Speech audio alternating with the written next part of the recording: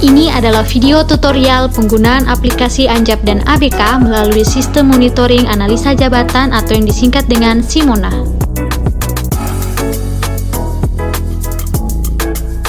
Tahapan pertama, kita dapat mengakses melalui web dengan mengisi link yang telah tersedia.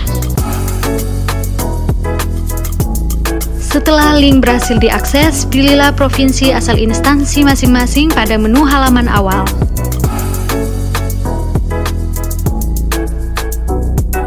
Lalu, pilihlah kabupaten atau kota yang hendak dituju.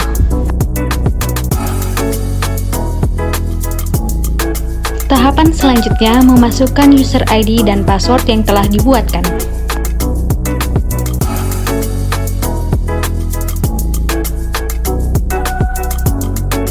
Saat ini kita berhasil login pada akun Sekretariat Daerah Kota Palu. Pada halaman utama ini, kita dapat melihat 5 alur entry data. Alur entry data pertama adalah penginputan data jabatan. Alur entry data kedua yaitu penginputan data pegawai. Selanjutnya, alur entry data ketiga yaitu analisis jabatan. Pada alur entry data keempat ada syarat jabatan dan kelima beban kerja. Selanjutnya, saya akan menjelaskan mengenai penginputan data jabatan. Pada proses penginputan nama jabatan struktural dapat dilihat dari perkada di instansi masing-masing. Sementara, nama jabatan pelaksana dapat dilihat dari Permenpan RB nomor 41 tahun 2018 tentang nomenklatur jabatan pelaksana. Sementara, untuk nama jabatan fungsional dapat dilihat dari buku profil jabatan nasional yang pernah diterbitkan oleh BKN atau pada Permenpan RB nomor 42 tahun 2018 tentang inpassing dan penyesuaian. Berikut adalah cara untuk menambahkan nama jabatan. Klik expand pada sisi sebelah kiri kolom. Untuk menambahkan nama jabatan lainnya, klik add pada pejabat yang membawai langsung. Lalu, isikan kolom sesuai dengan data jabatan.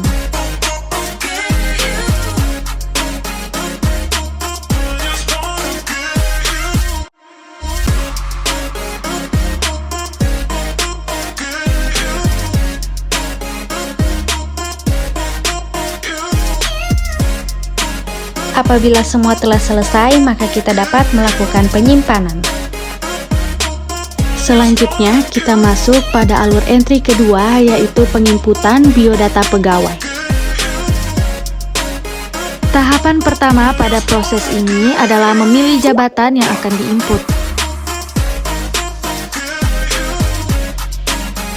Lalu, isilah kolom-kolom yang tersedia sesuai dengan data diri pegawai pemangku jabatan.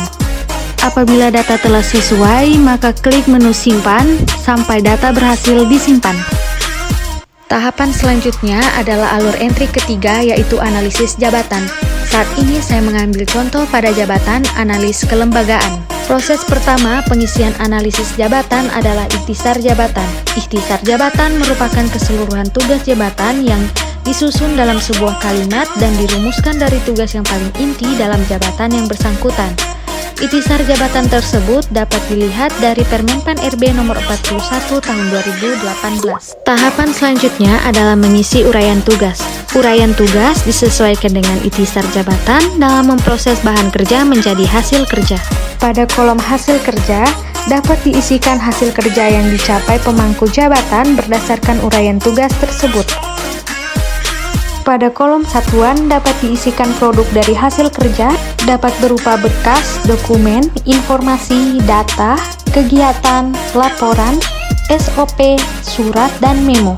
Selanjutnya, pada kolom waktu dapat diisikan sesuai dengan waktu yang diperlukan dalam menyelesaikan uraian tugas. Pada kolom jumlah dapat diisikan dengan jumlah hasil dari capaian uraian tugas.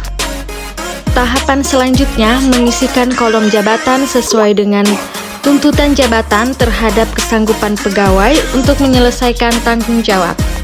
Sementara pada kolom wewenang diisikan hak atau kekuasaan pemangku jabatan dalam mengambil keputusan saat pelaksanaan tugas. Berikut adalah opsi perangkat kerja yang dapat diisikan sebagai pedoman atau acuan pelaksanaan uraian tugas.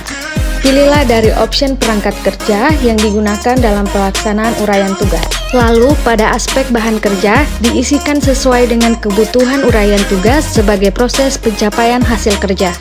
Selanjutnya, pada kolom korelasi jabatan dapat diisikan sesuai dengan hubungan kerja antar jabatan yang dianalisis dengan jabatan lainnya terkait pelaksanaan tugas jabatan. Lalu, pada kolom risiko bahaya diisikan dengan potensi kejadian atau keadaan yang dapat membahayakan pegawai di lingkungan kerja. Lalu, pada aspek kondisi lingkungan kerja, isilah sesuai dengan keadaan tempat bekerja yang meliputi aspek lokasi kerja.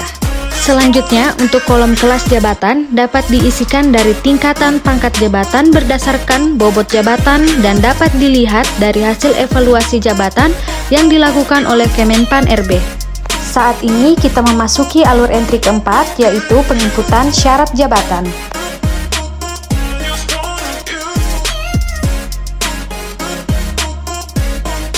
Langkah pertama, pilihlah jabatan yang akan diinput. Selanjutnya, pada halaman syarat jabatan terdapat kolom pengetahuan yang diisikan sesuai dengan daya cipta dalam pelaksanaan tugas berdasarkan pilihan menu yang tersedia pada aplikasi, sesuai dengan jabatan yang bersangkutan. Pada kolom keterampilan kerja dapat diisikan sesuai dengan penguasaan bahan kerja berdasarkan jabatan yang diduduki. Selanjutnya, pada kolom pengalaman kerja dapat diisikan dengan riwayat kemampuan yang dimiliki oleh pegawai pada pekerjaan sebelumnya. Berikutnya, terdapat opsi bakat kerja yang dapat dipilih berdasarkan kebutuhan jabatan yang diduduki. Lalu, pada opsi temperamen kerja dan minat kerja dapat diisi sesuai dengan kebutuhan jabatan. Kemudian, pada opsi upaya fisik dapat diisi berdasarkan gambaran penggunaan anggota tubuh dalam pelaksanaan tugas jabatan. Selanjutnya, pada opsi tingkat hubungan pemegang jabatan dengan data, tingkat hubungan pemegang jabatan dengan orang, dan tingkat hubungan pemegang jabatan dengan benda dapat disesuaikan dengan jabatan yang diduduki. Berikutnya, pada kolom pangkat golongan ruang, jenjang jabatan, jurusan, pelatihan fungsional maupun teknis dapat dilihat pada Permenpan RB nomor 41 tahun 2018. Apabila semua data telah sesuai, maka kita dapat melakukan penyimpanan data. Selanjutnya, kita masuk pada alur entry kelima, yaitu analisis beban kerja.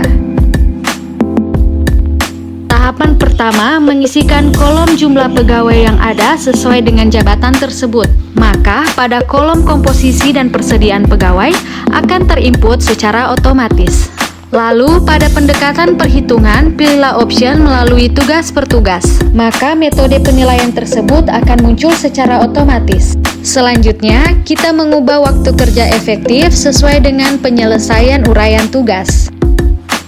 Tahapan perhitungan ini didasari oleh Permenpan RB nomor 1 tahun 2020.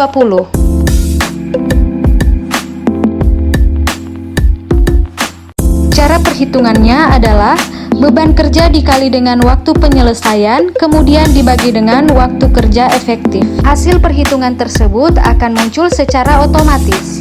Kemudian pada kolom total pegawai yang dibutuhkan merupakan hasil rekapitulasi dari perhitungan di atas. Apabila data telah sesuai, maka kita dapat melakukan penyimpanan data. Demikian video tutorial ini, semoga bermanfaat untuk kita semua.